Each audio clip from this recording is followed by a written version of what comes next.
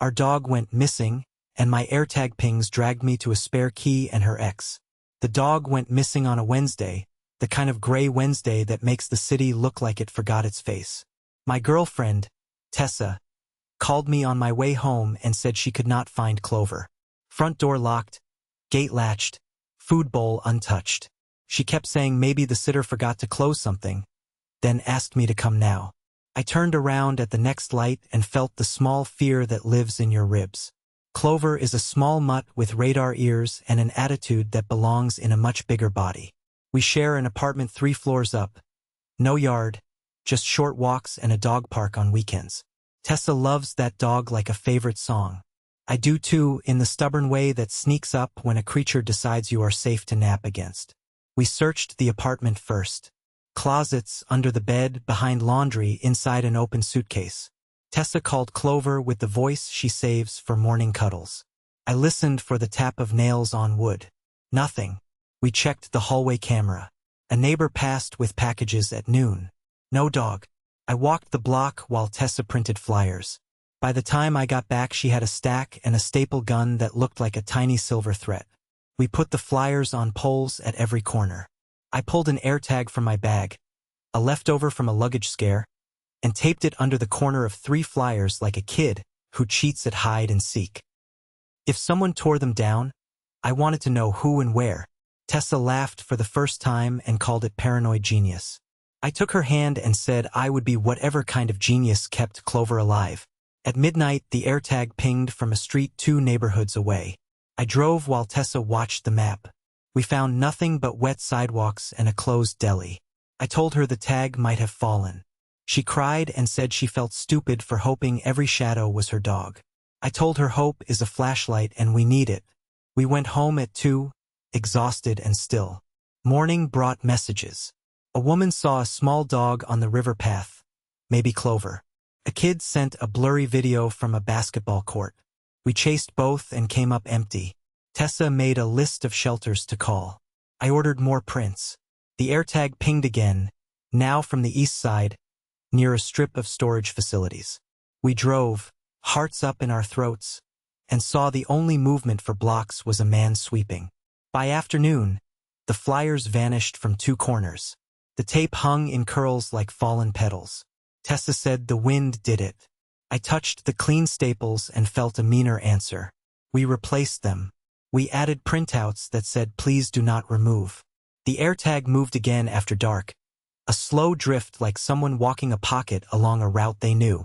I followed on the app and saw it stop near a coffee shop that closes at 6. We arrived to locked doors, a streetlight humming above a trash can. I stood there, hands on my knees, listening for the small sound of Clover that would make everything simple. All I heard was traffic and a song from a car I could not see. Tessa leaned into me and said it would be okay. I said I believed her, and said it again until it sounded like more than a sentence. The next morning I called every shelter within an hour. I described Clover like a parent describes a child. No matches. Tessa paced the kitchen, posting to neighborhood groups and vet forums. 2 maybe sightings by 9. At 10 the AirTag pinged from the same storage district, closer to a row marked E. Blue roofs and chain link. It might be nothing. Tessa said nothing was better than sitting still. We drove with biscuits and a leash in the cup holder. The manager at the gate said no searches without a tenant or a warrant. She had not seen a small brown dog. We waited by the curb in the sun. The AirTag did not move. On the ride home I asked about the sitter. Tessa said the morning visit went fine.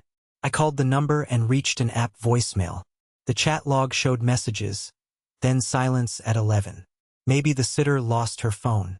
Maybe we were losing the plot already. By afternoon more flyers were gone.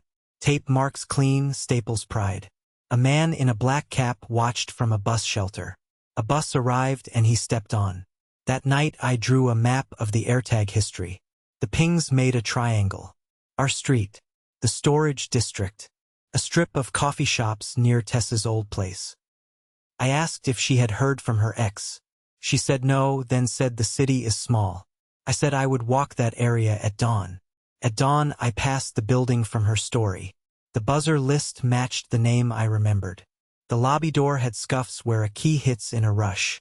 Near noon, the AirTag pinged again at a coffee shop. On the patio sat a man with a leash looped around his chair. No dog at the end. He peeled one of my flyers from a pole and tossed it away. I asked why. He said the city fines for postings and he was helping. He followed at a distance and crossed to a small parking lot. The AirTag dot moved with him.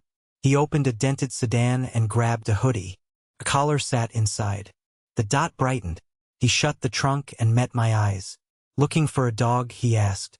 I said a small mutt named Clover. He said good luck like a warning, then drove toward the storage district. The dot stayed quiet. I set loud alerts on my phone and left it on the table. I checked the door twice. Tessa scrolled rentals for dog trackers and asked if we should hire a service. I said yes. She closed the tab and said we could not afford it. I offered to cover it. She said she would feel guilty. I wrote the plate number on a receipt and searched a city app. No public record. I posted in a group asking if anyone recognized the car. A barista said the man lives nearby and walks dogs for cash. She did not know his name. At 1 a.m. the AirTag chirped once. Faint. The dot appeared near a side gate to the storage district, then vanished like it lost its nerve. I marked the spot on my map and finally fell asleep. Alone. The next ping arrived on Saturday just after noon, steady inside the storage district where the map went quiet. Tessa and I drove there. The gate was open for a move-in. We walked in like we belonged. Row E was dim, a corridor of metal doors. The dot hovered between E12 and E14, like it could not pick a pocket. I pulled on E12. Locked. E13 had a dent the shape of a fist. E14 showed fresh scuffs where a dolly had rubbed the paint. We listened for breath or a scratch. A door thumped somewhere deeper, then silence again. A man turned the corner with a carton of file boxes. Black cap, same gate. He paused, then smiled like we were neighbors. Looking for something, he asked. A lost dog, I said. He shook his head in a way that closed doors. As he passed, the AirTag dot nudged toward him, then drifted back. He slid the boxes into E14, snapped a padlock, and nodded at the exit. We left and parked around the block. I wanted to call the police. Tessa said we had a dot on a map and little else. She looked pale, too. I asked again about her ex. She looked at her hands and said they had not talked. Back home, I checked a spare key jar in our drawer. It held 2 keys, one for a bike lock and one unmarked. I went to Hartwell. A resident held the door and I slipped in. At Unit 306, the name matched the story. I eased the key into the knob to prove myself wrong. Turned. I did not open the door. I stepped back and breathed until the panic sat down. Then I took a photo of the key in the lock and texted it to Tessa, along with a question I wished I did not need to ask. She called at once and said to leave. She said she was almost there and we could meet downstairs. I waited in the lobby, hands in my pockets. She arrived and said maybe the locks had not been changed and she used to feed the ex's dog. I asked about Clover. She said she did not know. I showed the map and mentioned the man who removed flyers. She said city policy and that I was spinning stories to fill the silence. The phone buzzed. A new ping, stronger than any before, inside row E. We drove without talking. At E14, the cap man was rolling up the door just as another figure approached from the far end. Tall, familiar gait, carrying a travel crate. Clover barked, high and frantic. From inside that crate, the second figure lifted his head. I had seen that face on an old photo in a shoebox that Tessa kept in the back of our closet. The man said my name as if he had practiced the shape of it. I looked at Tessa. She did not meet my eyes. The cap man backed away. He said he was paid to hold a unit for the weekend. The crate wire rattled as Clover turned, eyes wide, tail thumping with a confused hope that broke something in me. The tall man wore the same leather jacket from that photo. He said he was returning Clover after a weekend at his place, like we had agreed. I said we had not agreed to anything. My voice came out thin, like I was standing on thin ice. There. Tessa put her hand on the crate and said Clover needed water. The tall man, Owen, said he had some in his unit and lifted the crate like this was routine. I stepped between them and asked why he had our dog. He said because Tessa asked him to watch Clover on weekends. My name felt like the extra piece in a puzzle that never truly included me. Tessa said it was complicated. Owen said it was simple. They had paused, not ended. He still had a key from the old days. She never took it back because Clover loved his bigger place and the park near Hartwell. He said I worked late and the dog needed space. The words were calm and practiced. I asked Tessa if it was true. She nodded once. She said she meant to tell me after the trip I booked, that she did not want to fight while I was excited about flights and hotels. I asked about the flyers vanishing. Owen shrugged. The cap man admitted he was paid to remove them. Inside E14, a rent receipt hung on a corkboard with 2 names. The travel crate had Clover's name on tape and a strip of airport codes that matched our anniversary tickets. My stomach went cold. I told Owen to hand me the crate. He did. Clover pressed his nose to my palm and made the small thunderstorm sound. I set the crate in my car and waited for my hands to stop shaking. Tessa cried and said it was temporary and she was trying to keep everyone happy. I said I had waited through pings and false leads and that I was done being a secret. I told her I would take Clover and send a schedule for ending the lease she shared elsewhere. Owen tried to speak. I said he would not need my name again. At home I changed the locks. I photographed the storage lease and sent it to my email. I saved the doorbell clip and the rent receipt in a folder called Proof. Clover fell asleep with his paw on my leg and I felt the first clean breath in days.